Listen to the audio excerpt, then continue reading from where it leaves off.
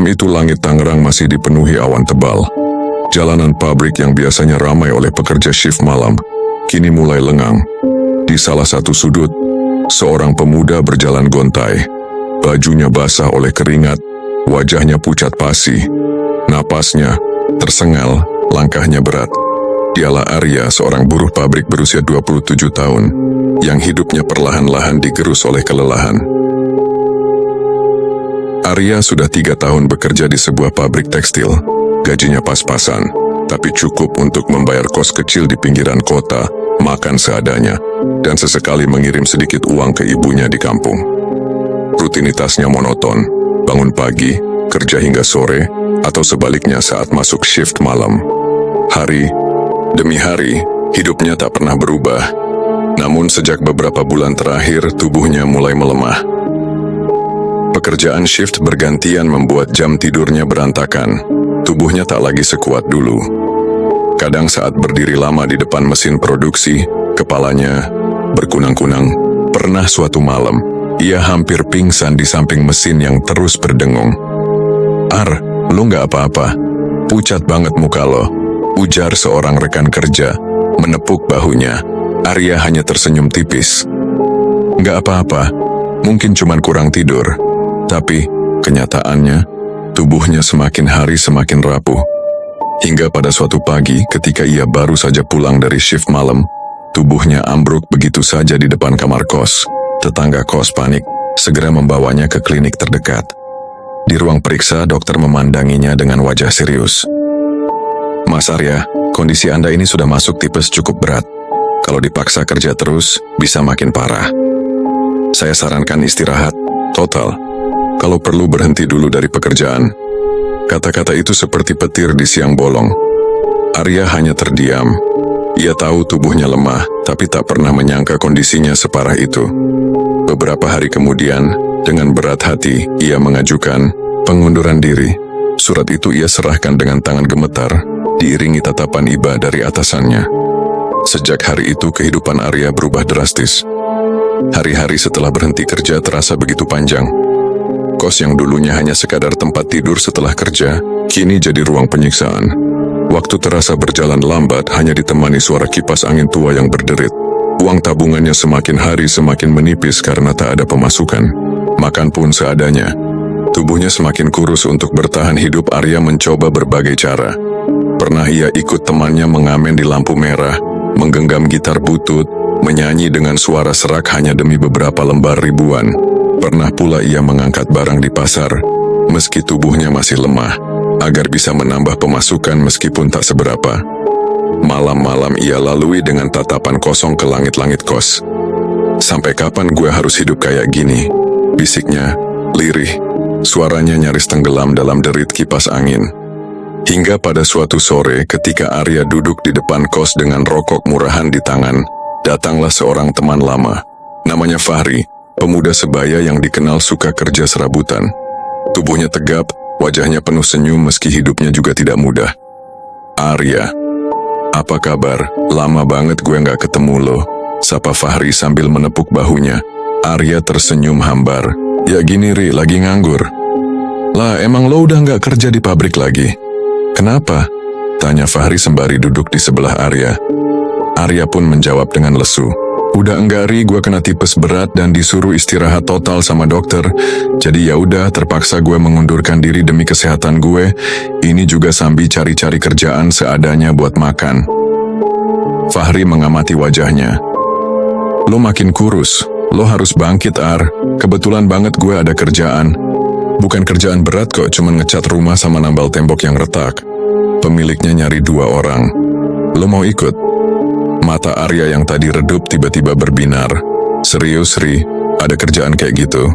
"Iya, gue juga nggak bisa kerjain sendirian. Jadi gue ajak lu sekalian aja gimana?" Fahri menghembuskan asap rokoknya. "Bayarannya lumayan lah buat kita berdua. Paling nggak bisa nutup makan seminggu lebih." Arya terdiam, merenung. Meski tubuhnya masih belum sepenuhnya pulih, kesempatan itu terasa seperti cahaya kecil di tengah gelap. Perlahan ia mengangguk. "Oke Ri, gue ikut. Gue nggak bisa diem aja begini terus." Fahri menepuk pundaknya keras-keras. Nah, gitu dong. Besok pagi kita berangkat bareng. Malam itu, Arya susah tidur. Tapi kali ini bukan karena lapar atau sakit. Ada sedikit rasa lega, setidaknya ia punya harapan baru. Ia membayangkan pekerjaan itu tidak berat, hanya mengecat tembok dan memperbaiki retakan kecil.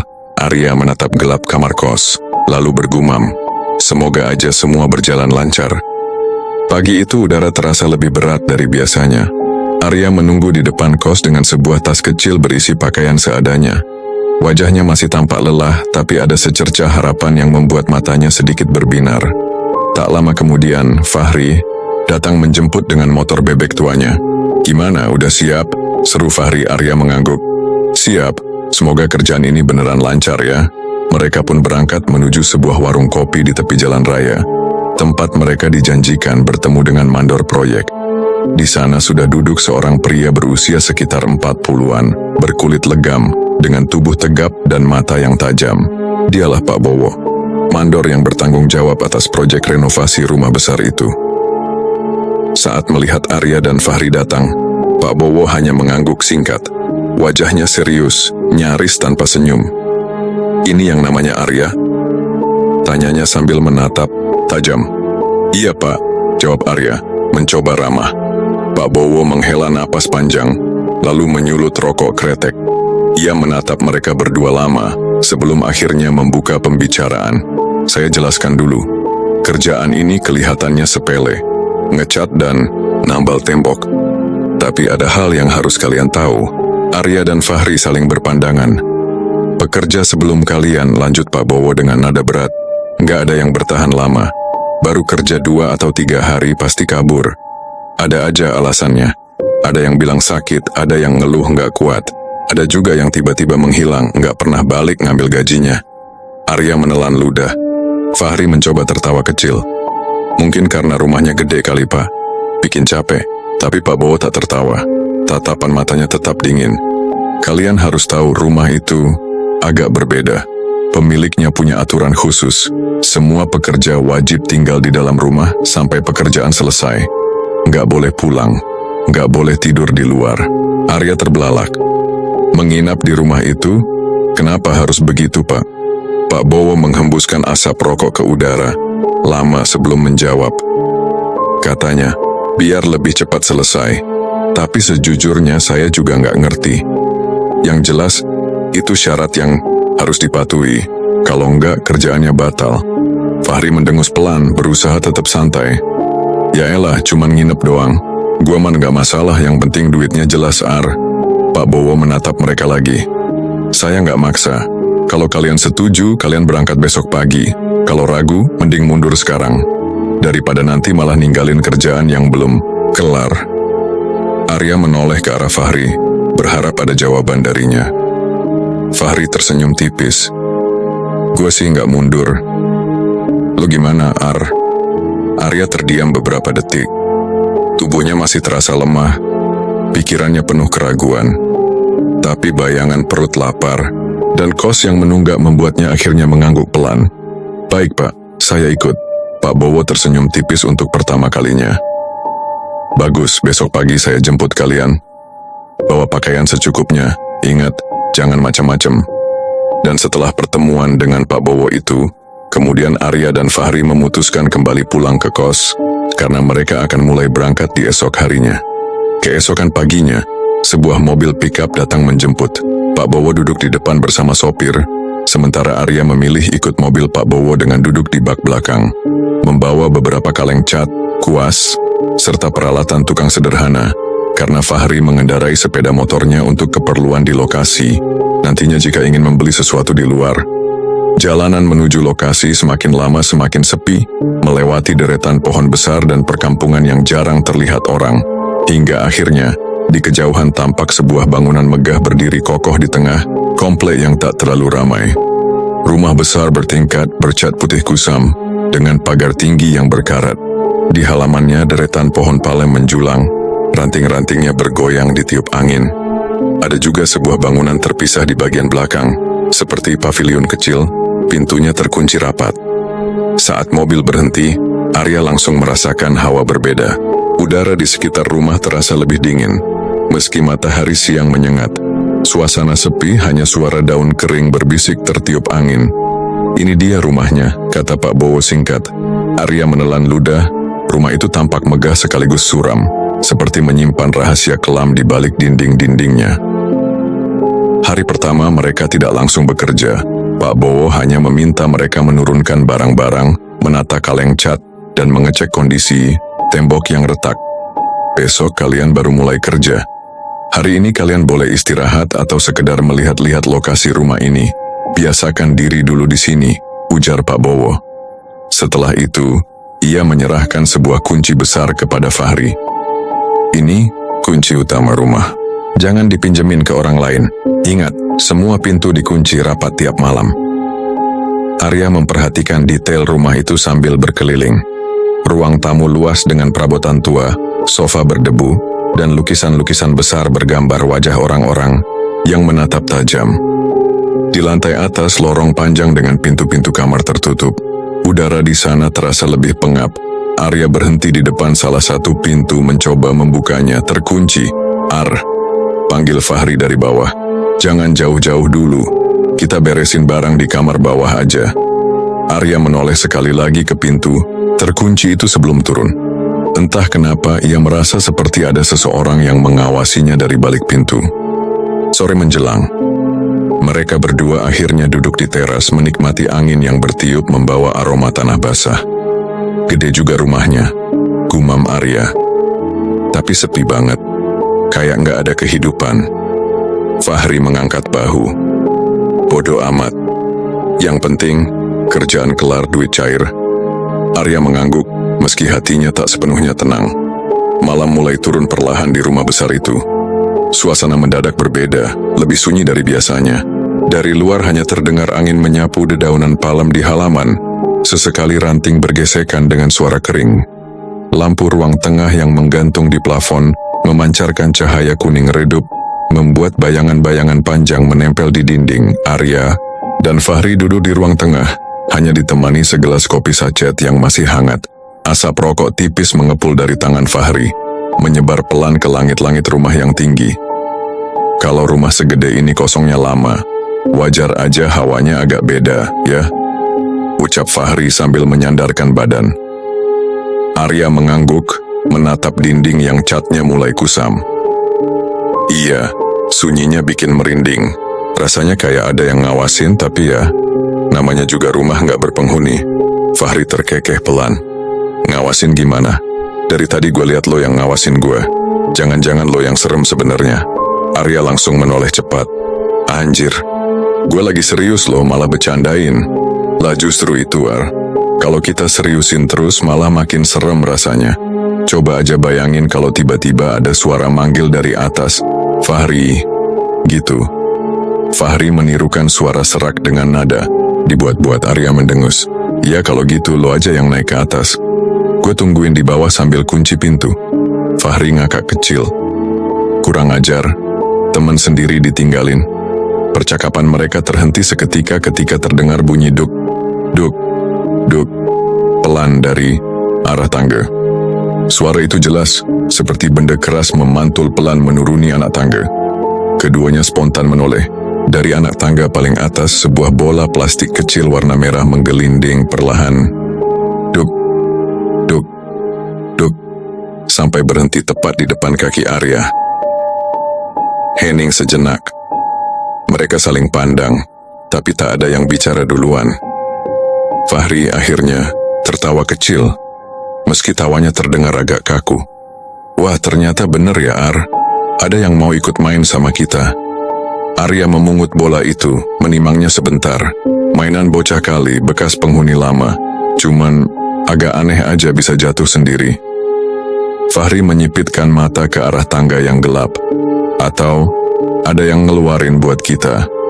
Arya meletakkan bola di meja, pura-pura santai. "Kalau iya, semoga aja besok dia bantuin kita ngecat." Fahri tersenyum miring, lalu kembali menghisap rokoknya dalam-dalam. Meski terlihat bercanda, keduanya tahu dalam hati ada rasa gelisah yang tak bisa dijelaskan. Tak lama kemudian, pandangan Arya terhenti pada sesuatu di tangga. Di sana terlihat samar-samar anak kecil berdiri, tubuhnya diam menatap ke arah mereka. Rambut sebahunya menutupi sebagian wajah. Fahri juga melihatnya, tapi bukannya panik. Ia hanya menyandarkan tubuh ke kursi, pura-pura tenang. Ya elah, jangan bikin drama deh Ar. Mungkin kita lagi capek jadi halu. Arya tak menjawab, matanya masih terpaku. Dan ketika ia hendak memastikan lagi, dari ruangan kamar yang ada di bawah tangga, justru muncul sosok lain. Tubuh tinggi kurus, rambut panjang menutupi wajah, lalu perlahan mengangkat tangan, melambai ke arah mereka. Arya menarik napas pelan, berusaha terlihat biasa. Oke, gua anggap itu salam perkenalan, ucapnya lirih, lalu meneguk kopi yang sudah dingin. Fahri hanya tersenyum kaku. Ya semoga aja. Mereka mencoba melanjutkan obrolan seadanya, tapi tak lama lampu ruang tengah berkedip-kedip. Cetak, cetek, beberapa kali menyala dan mati sebelum akhirnya padam total. Suasana gelap gulita. Listrik kampung emang suka gini, kata Fahri cepat seakan menenangkan dirinya sendiri. Namun dari dapur terdengar suara syret deras. Keran air menyala sendiri. Arya menghela napas panjang. Gak ada orang tapi keran hidup sendiri. Ya udahlah, entar aja matiin. Mereka duduk kembali mencoba tak peduli. Tapi langkah kaki terdengar jelas dari lantai atas. Tok, tok, tok. Berjalan pelan, berat, seakan ada yang mondar-mandir di koridor. Kali ini, keduanya sama-sama terdiam cukup lama. Fahri akhirnya berkata, "Kalau gue tidur sekarang, besok pagi gue bisa lupa." Arya hanya mengangguk, meski matanya masih menatap ke arah tangga yang gelap. Mereka pun masuk ke kamar yang sudah disiapkan. Lampu kamar masih menyala redup, dan udara di dalam terasa dingin menusuk. Arya berbaring, menutup mata, tapi pikirannya penuh pertanyaan. Sesekali ia mendengar langkah kaki di luar kamar. Kadang bisikan samar yang tak jelas dari arah jendela. Fahri sudah memalingkan badan, pura-pura tidur. Arya tahu temannya itu juga mendengar semua, tapi mereka memilih untuk tidak membicarakannya. Lebih jauh, malam terasa panjang. Arya beberapa kali terbangun, keringat dingin bercucuran meski udara kamar sangat dingin. Ia tak bisa benar-benar terlelap. Barulah menjelang subuh, ketika suara azan berkumandang dari kejauhan, diikuti lantunan ayat suci dari masjid, suasana perlahan mereda. Lampu kembali stabil, hawa dingin berkurang, dan suara langkah di luar kamar hilang. Arya menatap langit-langit kamar, matanya sayu. Dalam hati ia tahu, malam itu bukanlah halusinasi belaka. Ada sesuatu di rumah ini, tapi untuk sekarang, ia hanya menarik napas panjang dan mencoba memejamkan mata, seakan semuanya baik-baik saja. Keesokan paginya, sinar matahari menembus jendela besar ruang tamu yang catnya mulai terkelupas. Arya dan Fahri sudah siap dengan kuas dan kaleng cat. Hari pertama kerja resmi dimulai. Suasana masih terasa kaku, tetapi mereka berusaha membuatnya senormal mungkin. Ri, coba bayangin kalau rumah segede gini udah dicat ulang. Lantainya dipoles pasti jadi mewah banget, kata Arya sambil menggerakkan kuasnya. Fahri terkekeh, mewah sih mewah, tapi kalau hawanya tetap kayak gini, orang juga mikir-mikir tinggal di sini. Arya hanya tersenyum tipis. Ia tahu maksud Fahri. Meski terang oleh cahaya matahari, rumah itu tetap punya hawa dingin yang aneh. Hari pertama dan kedua kerja berjalan cukup lancar. Mereka mengecat hampir seluruh lantai bawah, menambal dinding yang retak dan membereskan beberapa bagian kayu kusen yang rapuh. Malam-malam mereka jalani dengan ngobrol seadanya, saling bercanda agar tidak larut dalam suasana menyeramkan. Sesekali ada suara aneh, tapi mereka memilih pura-pura tidak mendengar. Barulah di hari ketiga, mandor datang memperkenalkan seorang pekerja tambahan. Lelaki itu berusia sekitar 45 tahun, berkulit legam, badannya kurus, tapi gesit, senyumnya lebar, gaya bicaranya ceplas-ceplos. Kenalin, ini Mang Asep. Mulai sekarang Mang Asep ini akan ikut kerja bantuin kalian di sini, ujar Pak Bowo. Mang Asep langsung menyalami Arya dan Fahri dengan mantap. Sampurasun. Nyak, kalian pasti Arya sama Fahri, iya? Wah, masih muda tapi udah kerja keras, mantap atuh. Arya tersenyum. Iya, Mang. baru pertama kali juga ngerjain rumah segede ini. Giliran Fahri yang disalami. Waduh, gaya rambutnya modis pisan. Anak kota mah pasti gampang digandrungi cewek kampung, bener Teo, kata Mang Asep sambil ngakak. Fahri ikutan ketawa. Baru kenal aja udah ngegodain, Mang.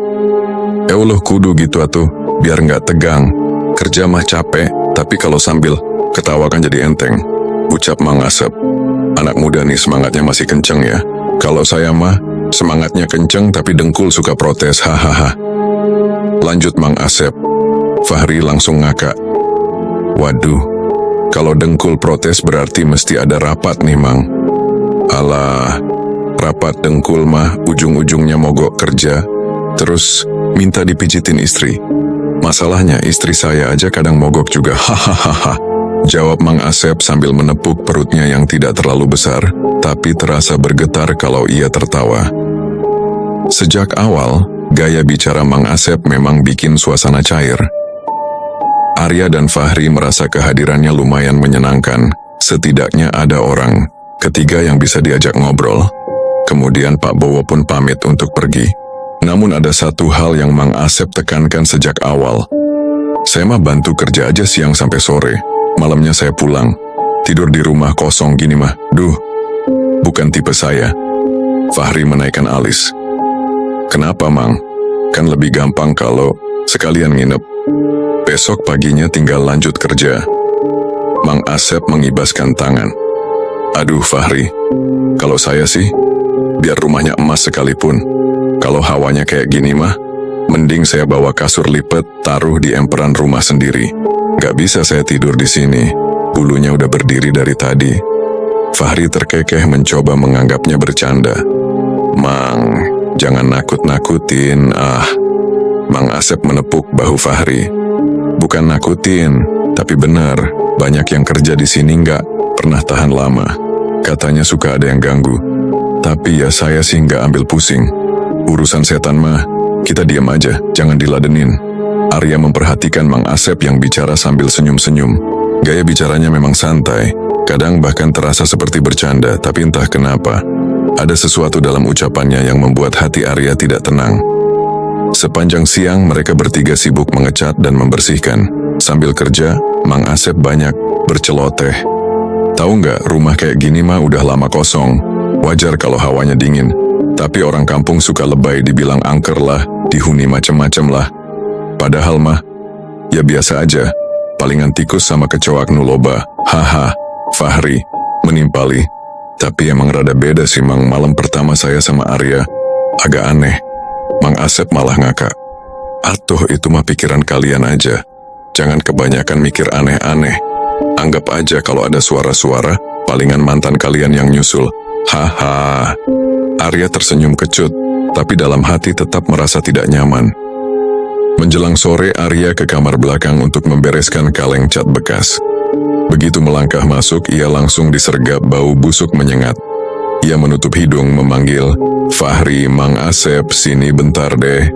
Tak lama, Fahri dan Mang Asep datang. Ada apa, Ar? Tanya Fahri. Arya menunjuk sudut ruangan. Lo nggak nyium bau busuk, parah banget sampai bikin mual. Mang Asep mengendus sebentar, lalu malah nyengir. Aduh, tahu ayah apa-apa tuh. Bau cat kali. Atau perasaan kamu aja, jangan manja ah. Fahri juga menggeleng. Gue nggak nyium apa-apa, Ar. Arya mengernyit. Saat itulah matanya menangkap sesuatu di lantai. Seekor kelabang besar merayap cepat keluar dari celah papan. Tubuhnya hitam mengilap, panjang hampir sebesar lengan, kakinya ratusan bergerak cepat. Arya sontak mundur. Astaga, apaan lagi, Ar? Fahri ikut kaget, menoleh ke arah Arya, tapi tidak melihat apapun. Apaan sih? Gue nggak lihat apa-apa. Imbuh. Fahri. Kelabang itu menyusup ke celah tembok dan lenyap.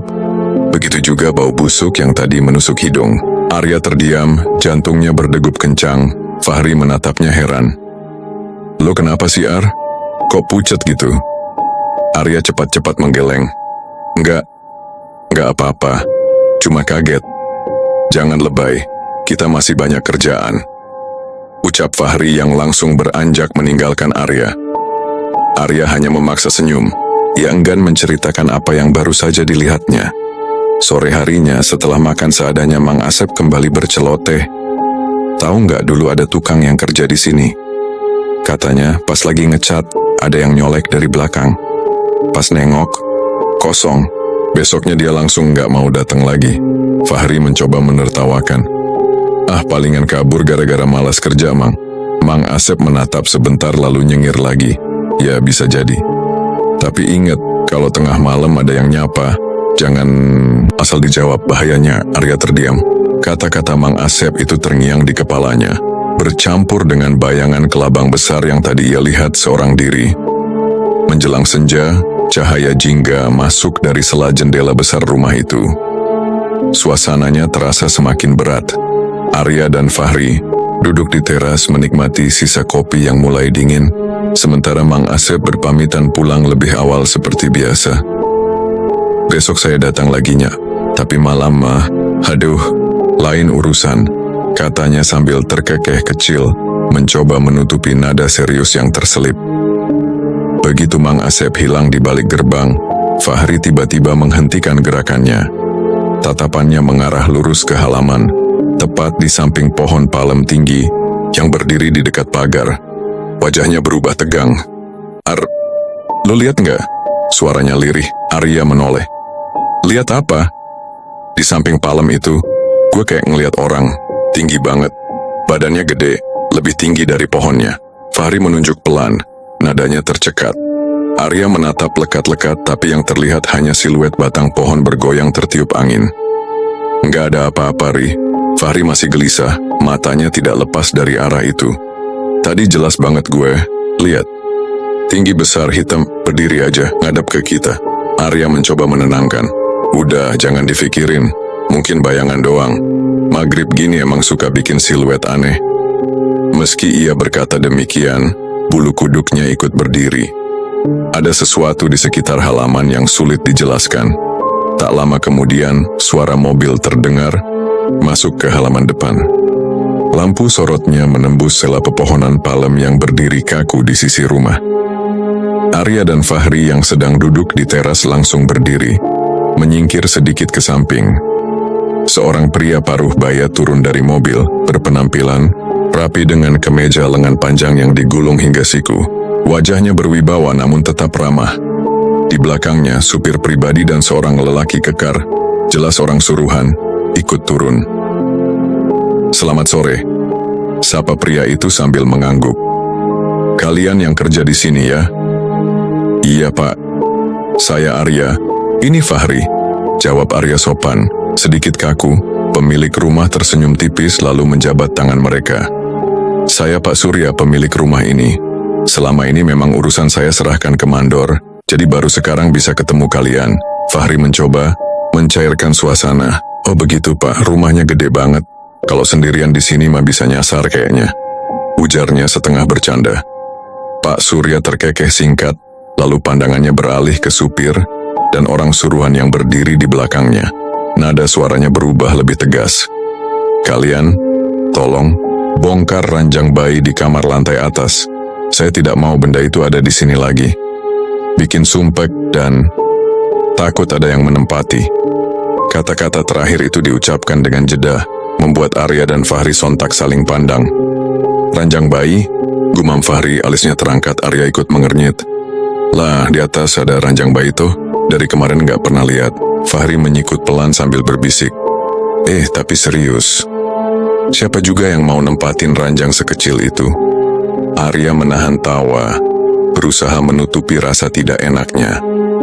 Ia paling boneka Barbie, Ri. Halah. Meski ucapan mereka terdengar ringan, keduanya merasakan hawa aneh saat orang suruhan Pak Surya berjalan menaiki tangga. Langkah kakinya bergema di dalam rumah yang sunyi, seolah setiap pijakan menuju kamar atas itu membuka sesuatu yang sengaja disembunyikan selama ini. Malam itu, setelah pemilik rumah pergi dan suasana kembali sepi, Arya memberanikan diri masuk ke ruangan bawah tangga. Ruangan itu sudah lama mengusiknya, tempat ia dan Fahri pernah melihat sosok melambai samar di kegelapan. Arya membawa senter kecil, perlahan menuruni beberapa anak tangga. Ruangan itu ternyata kosong, Hanya dinding berdebu, lantai kusam, dan udara dingin yang menusuk tulang. Tidak ada tanda-tanda kehidupan, namun justru kekosongan itulah yang membuat ruangan itu semakin menyeramkan. Arya menarik napas panjang, lalu buru-buru menutup pintu. Ia berusaha meyakinkan diri kalau semua hanyalah permainan imajinasinya. Saat larut malam, mereka mencoba beristirahat. Fahri lebih dulu terlelap, sementara Arya masih berusaha memejamkan mata di atas kasur. Tepat saat matanya hampir terpejam, ia merasa ada sesuatu berdiri di ujung kaki ranjang. Perlahan ia membuka mata, dan langsung tertegun. Seorang noni Belanda tinggi besar berdiri di sana. Kulitnya pucat, gaun putih panjang menutupi tubuhnya. Wajahnya menunduk sedikit, namun sorot matanya tajam menusuk. Arya tercekat. Tubuhnya kaku, tak bisa bergerak apalagi bersuara. Nafasnya memburu, tapi ia berusaha menahan agar tidak membangunkan Fahri. Semakin lama ia menatap, semakin jelas sosok itu. Wajahnya cantik, terlalu cantik untuk ukuran manusia biasa. Namun justru kecantikan itu dibungkus aura dingin yang menyesakkan dada. Tatapannya menusuk dalam, seperti sedang menghakimi, seolah ada pesan yang ingin ia sampaikan. Mata noni Belanda itu memandang Arya tanpa berkedip, dingin penuh tekanan. Dalam sorotannya, Arya merasakan sebuah isyarat samar, bukan sekadar ancaman, tapi peringatan. Kalian tidak seharusnya berada di sini. Pergi, sebelum terlambat. Bulu kuduk Arya meremang hebat. Ia ingin berteriak, ingin mengusir sosok itu, namun mulutnya terkunci rapat. Hanya detak jantungnya yang berdentum keras di telinga. Dalam hitungan detik, sosok itu perlahan memudar, lalu lenyap seakan menembus udara.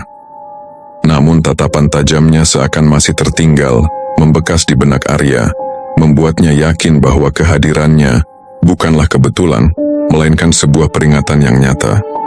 Arya mencoba memaksakan diri untuk memejamkan mata setelah sosok noni Belanda itu perlahan lenyap.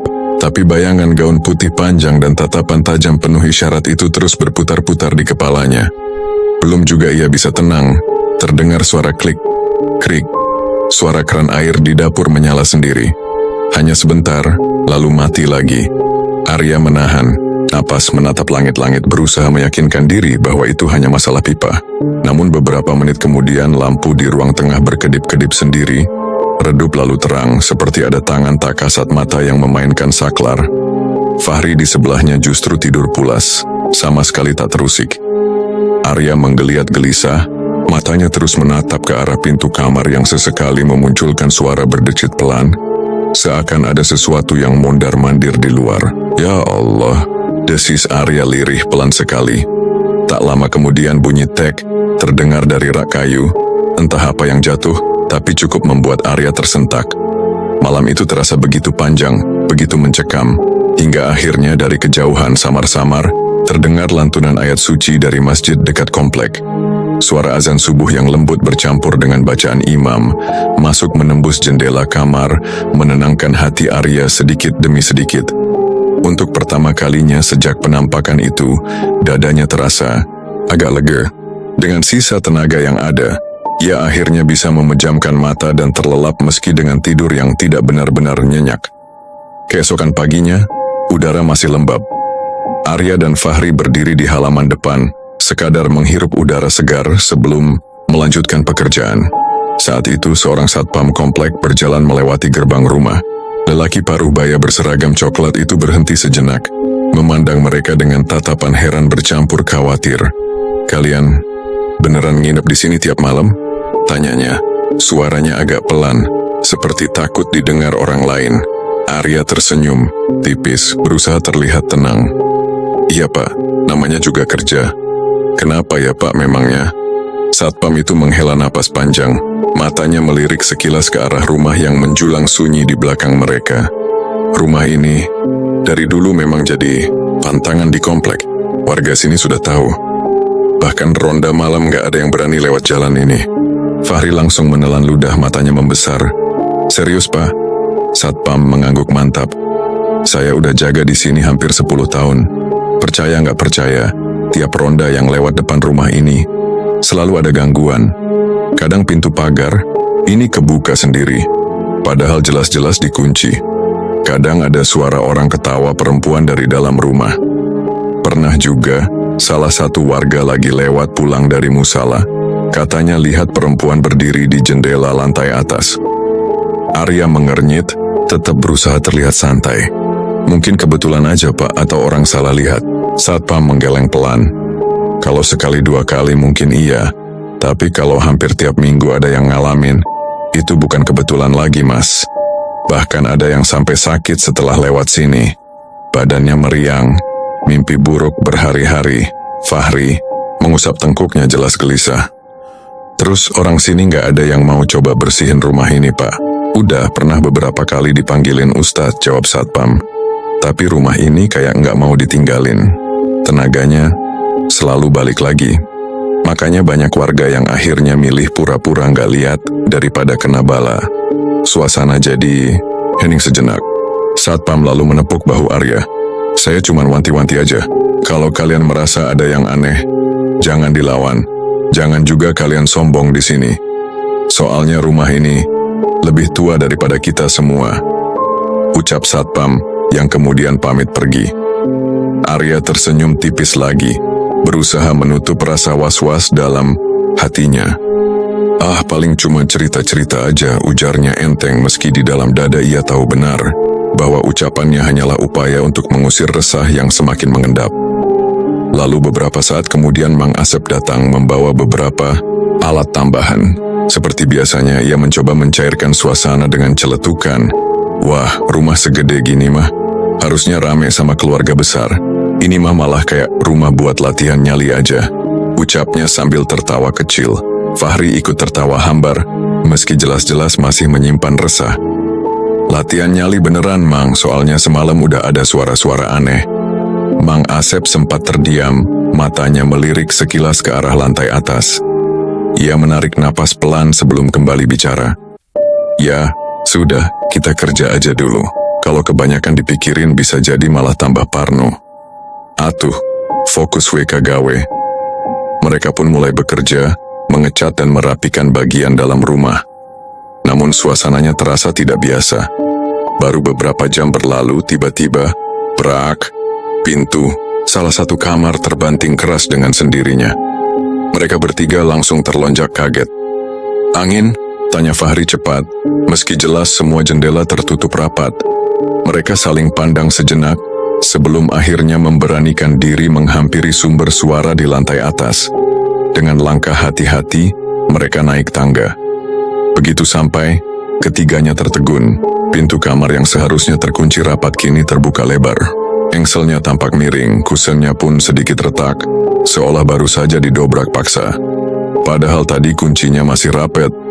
Bisik Arya dengan wajah tegang. Mereka memeriksa seisi kamar, namun tidak ada siapapun di dalam.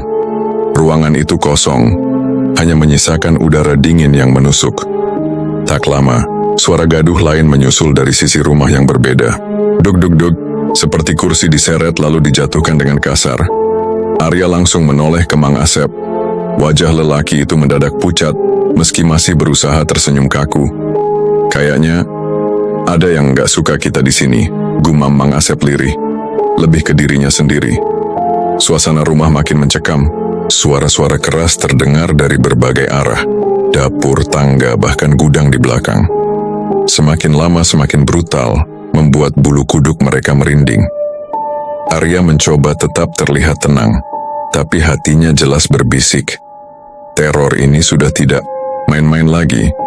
Suasana rumah makin tak tertahankan.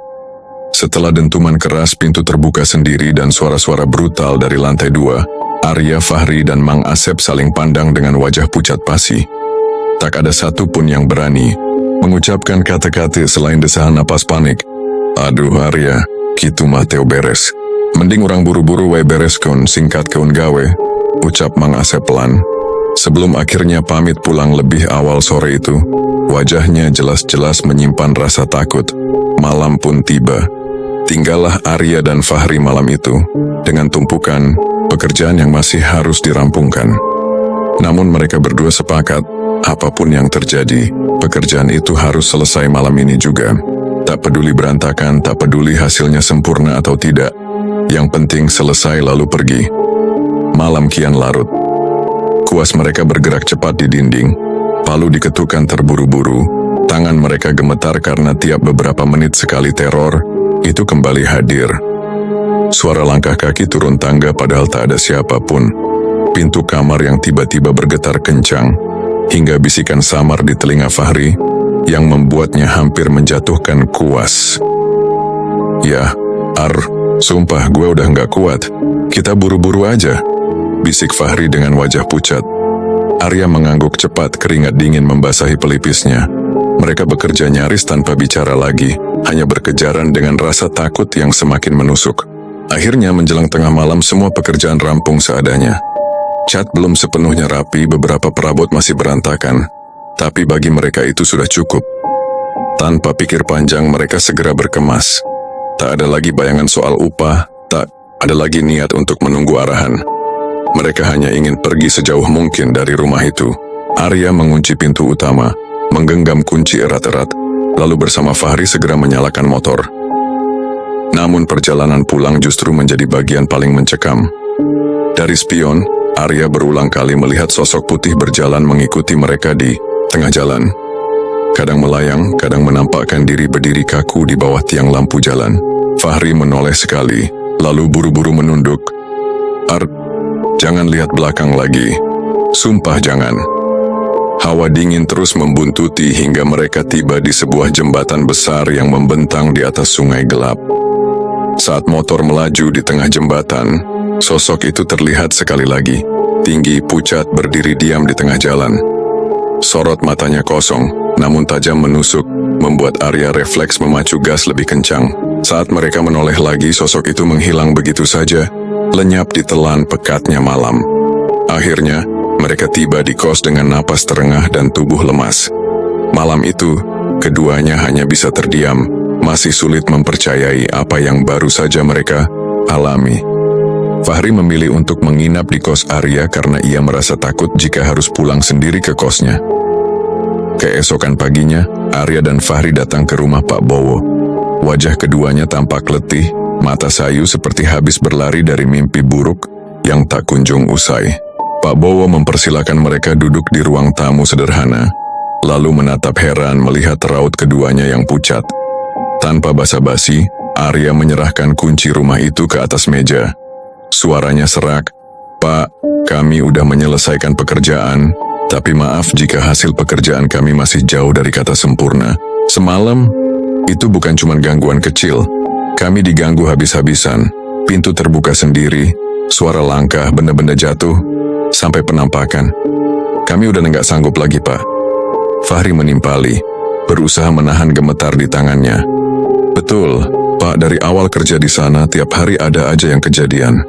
Suara pintu dibanting, bisikan, bahkan bayangan putih di lantai 2.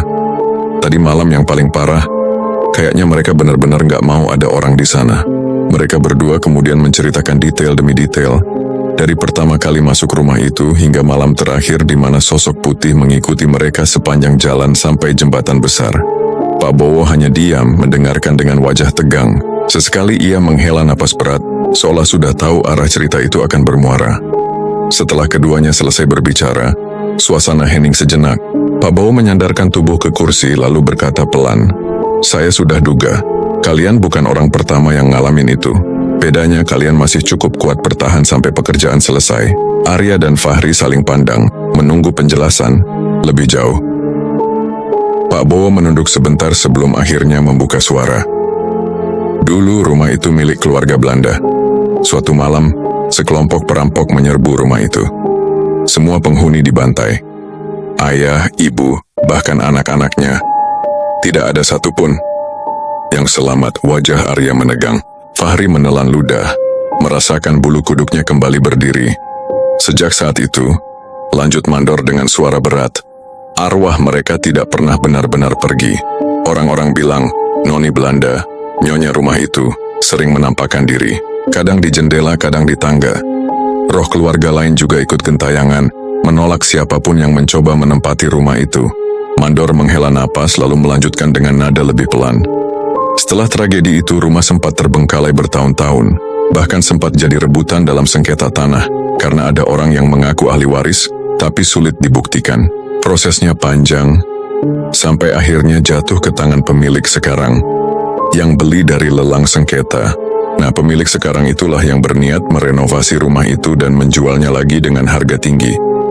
Makanya proyek itu ada. Fahri bergumam lirih, hampir tak terdengar.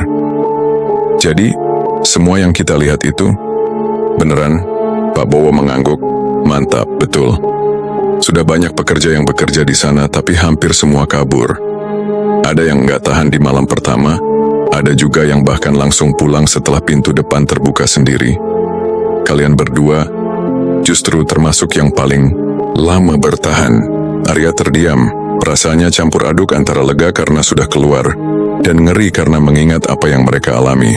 Fahri hanya bisa menunduk, seolah masih mendengar gaung langkah kaki dan terbawa bayangan suara-suara dari rumah itu. Pak Bowo menepuk bahu Arya pelan, suaranya berat. Anggap saja kalian beruntung masih bisa keluar dengan selamat. Karena rumah itu bukan lagi tempat tinggal manusia. Ucapan itu menjadi penutup yang tak terbantahkan. Arya dan Fahri tidak menimpali lagi, hanya duduk kaku, menerima bahwa apa yang mereka alami bukan sekadar mimpi buruk. Sejak hari itu mereka tak pernah lagi menoleh ke arah rumah besar itu. Bagi mereka pekerjaan sudah selesai, tapi ingatan tentang malam-malam mencekam di dalamnya akan tetap tinggal selamanya. Tamat, cerita pun selesai. Terima kasih telah menonton sampai akhir. Jangan lupa untuk tekan tombol like serta tinggalkan jejak absen di kolom komentar dan subscribe agar tidak ketinggalan cerita seram lainnya.